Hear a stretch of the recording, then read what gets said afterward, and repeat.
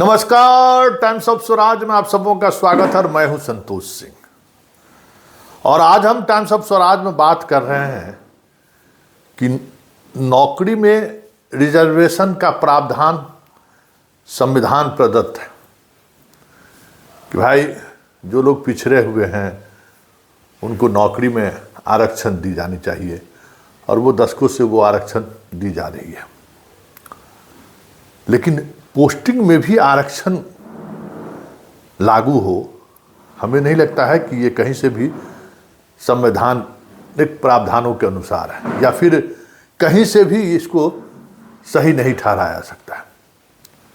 जी हाँ, हम बात बिहार की कर रहे हैं और बात नीतीश कुमार के शासनकाल की कर रहे हैं। देखिए, जितनी बहालियां शिक्षकों के हुई है, टीआरई 1, टीआरई 2, टीआरई 3, इतनी बड़ी बहालियां किसी दूसरे विभाग में नहीं हुई है। और इस बहाली में जिस तरीके से आरक्षण के प्रावधानों का खुल्लम खुल्ला उल्लंघन किया गया है या फिर इस बहाली में प्रतिभाओं को रोकने के लिए जिस स्तर पर साजिश की गई है, पता नहीं नीतीश कुमार बिहार को क्या देकर जाना चाहते हैं, क्योंकि ये पढ़ने पढ़ाने वाला विभाग है। और अगर शिक्षकों की नियुक्ति में अगर आप सियासती दाव पेंच खेलेंगे तो अल्टीमेटली नुकसान तो उन्हीं बच्चों को होगा जो उस स्कूल में पढ़ने जाएगा। और आज के तारीख में भी पढ़ने वाला वही बच्चा जा रहा है स्कूल जो सोशल जस्टिस के राजनीति के शिकार हैं, या यूँ कहिए वोट बैंक है। कौन जाता है पढ़ने के लिए? गरीबी बच्चा सब जाता है, पिछड़ा अति पिछड़ा दलित का बच्चा जाता है। अब सवर्ण का तो बहुत कम लोग जाता है। तो ये स्थिति आप किसके लिए, किसकी भलाई चाह रहे हैं? अगर अयोग्य शिक्षकों को अगर आप पोस्ट कर रहे हैं तो किसकी भलाई कर रहे हैं? किसके साथ सरकार खड़ी है?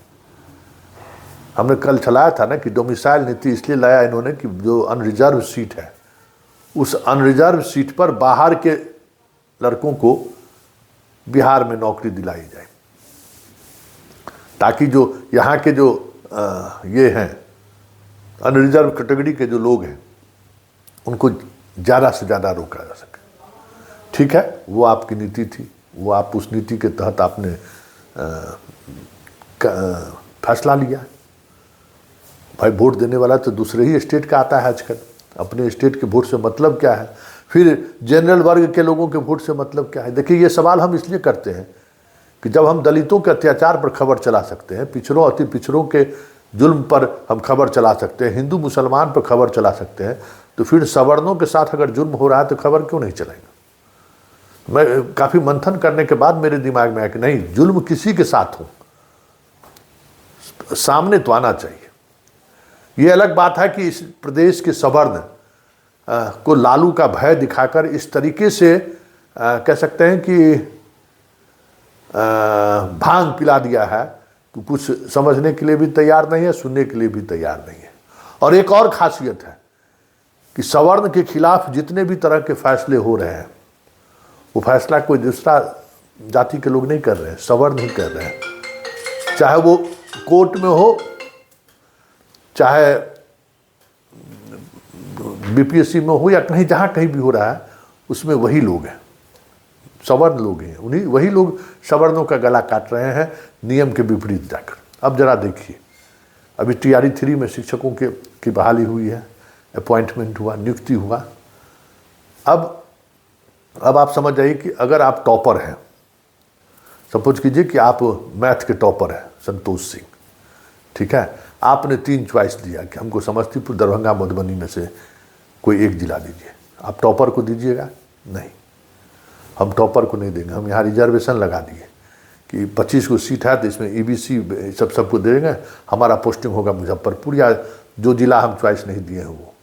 अब बताइए, ये चीज़ें चल रही। हम आपको बता रहे हैं, उदाहरण के तौर पर हम बता रहे हैं कि अभी टीआरई 3 में गया में जो है सो कुल 25 सीट अलॉट हुआ है, उसमें से 23 बीसी, ईबीसी और को दिया गया है 23 सीट पर। मतलब 23 इसी कास्ट के, इसी कैटेगरी के जो शिक्षक कंपीट किए हैं उन्हीं की पोस्टिंग होगी। सवर्ण इसमें नहीं, सवर्ण 0। और 2 SC का, और अनारक्षित और EWS 0। आपको कितना भी नंबर क्यों नहीं आया, आपकी गया में पोस्टिंग नहीं होगी। उसी तरीके से औरंगाबाद कुल 16 सीट जो है सो अलॉट हुआ है TRE 3 में। अनारक्षित वर्ग को 1 है और BC EBC और SC को 15 है। मतलब बस EWS में 0, मतलब 1 सीट आप अगर सेकंड टॉपर हैं तो आपको गया भी नहीं मिलेगा। उसी तरीके से रोहतास कुल अलॉटेड सीट 5 है, उसमें EBC BC सबको मिलाकर 4 और 1 SC को, मतलब अगर आप टॉपर भी हैं तो आपको रोहतास जिला नहीं मिलेगा। ये मतलब नहीं मिलने का मतलब कि आप टॉपर हैं, 3 जिला जो चॉइस दिए नहीं मिले तो उसके बाद आपको कहीं भी पोस्टिंग कर देगा। अब जहां आप जा सकते हैं, जहां आपकी पोस्टिंग हो जाएगी। मतलब ये इस तरीके से पोस्टिंग में रिजर्वेशन कहीं देखे हैं कि पोस्टिंग में भाई मेरिट से बनाइए, चाहे जिस मेरिट में जो भी लोग हो, और उसको चॉइस पोस्टिंग अगर दे रहे हैं तो चॉइस में अपना जो टॉपर है उसको चॉइस के अनुसार मिलेगा। UPSC हो में क्या होता है कि होम कैडर के लिए जो आवेदन कर जो टॉपर है अगर चाहे तो अपने होम कैडर में जा सकता है। आप जाति के आधार पर SC ST और OBC हैं EBC हैं तो आपको थोड़ी मिलेगा होम कैडर। होम कैडर उन्हीं जिनको दी जाती है वो टॉपर रहता है। तो आप टॉपर को होम कैडर नहीं दे रहे हैं, दे किसको रहे हैं? रिजर्व कैटेगरी के लोगों को। मतलब अगर आप औरंगाबाद के हैं, रिजर्व कैटेगरी में आते हैं तो आपका मेरिट लिस्ट में 50वां स्थान क्यों नहीं हो, आप वहाँ आपकी पोस्टिंग हो जाएगी। लेकिन टॉपर भी आप क्यों नहीं हो, औरंगाबाद आपकी पोस्टिंग हो रही है। मतलब सारे बिहार में पोस्टिंग की यही प्रक्रिया अपनाई गई है कि रिजर्व कैटेगरी के जो लोग हैं उनको प्रेफरेंस दिया जाएगा, उनको अनुकूल पोस्टिंग दी जाएगी, और जनरल कैटेगरी के लोग जो हैं उनको अनुकूल पोस्टिंग नहीं दी जाएगी। उनको अनुकूल जो नंबर पर टॉपर के आधार पर न उनको जिला दिया जाएगा, पोस्टिंग की तो मतलब जिला आवंटन होगा तब तो पोस्टिंग होगी ना। तो इस तरीके से चीज़ें बिहार में चल रही है। हाँ, ये अलग बात है कि जिसकी हकमारी हो रही है वो अभी भारत पाकिस्तान में व्यस्त है, जिसकी हकमारी हो रही है हिंदू मुसलमान में व्यस्त है, जिसकी हकमारी हो रही है वो 14 तारीख को होली होगा कि 15 तारीख को होली होगा उसमें व्यस्त है। उसकी लड़ाई लड़ रहा है कि मुसलमान सबको बहुत मन बढ़ गया है, इस बार इसको ठिकाना लगा देना है। तो उसका जो अपनी लड़ाई है वो लड़ाई की तरफ ध्यान नहीं है कि किस तरीके से उसका पर कतरा जा रहा है, कतर दिया गया है।